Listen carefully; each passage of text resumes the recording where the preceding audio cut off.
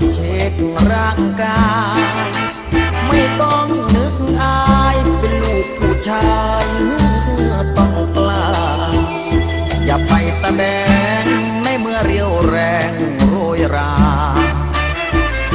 ร่างกายไม่ไหวก็ต้องอาศัยโดบยามีคู่นอนอ่อนกว่าต้องหายาบำรุงมีเมียเด็กขาวๆเล็กๆบางๆต้องคอยระวังเพราะชายต่างหวังใจมุ่งได้เมียคราวหลานส่วนตัวผมนั้นคราวลุงต้องคอยห่วงใยเหมือนพวกป่าไม้ห่วงสูงไม่คอยช้ำเลืองเดี๋ยวเรื่องยุ่งเพราะหนุ่มต่างไม้ปองผมได้เมียเด็กตามสเปค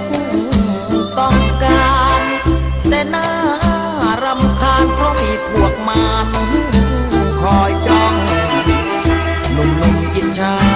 มันจ้องจะมาลิ้มลองอย่ามัวแต่เมานั่งกินเหล้ายาดองถ้าเพลอเลอ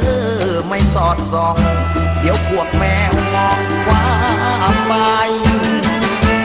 มีเมียเด็กต้องมันตรวจเช็คใครโทรมาอย่าเอาหูไปนาและอย่าเอาตาไปไรได้เมียยังสาวโบราณกล่าวอย่าไว้ใจควายไม่ล้อมคอกโบราณบอกจะเสียใจถ้าถูกขโมยลักไปจะเอาควายในไทยนา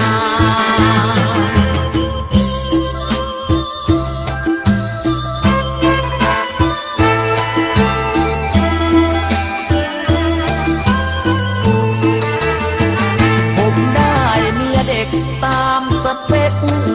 ต้องการแต่น่ารำคาญเพราะมีพวกมาร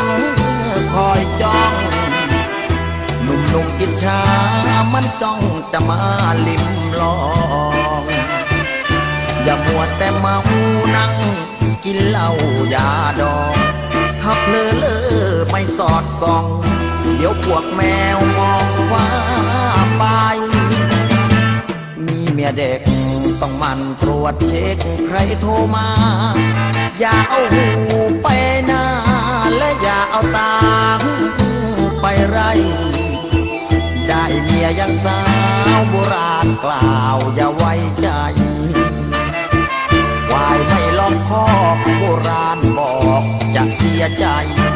ถ้าถูกขโมยลักไปจะเอาควายในไทย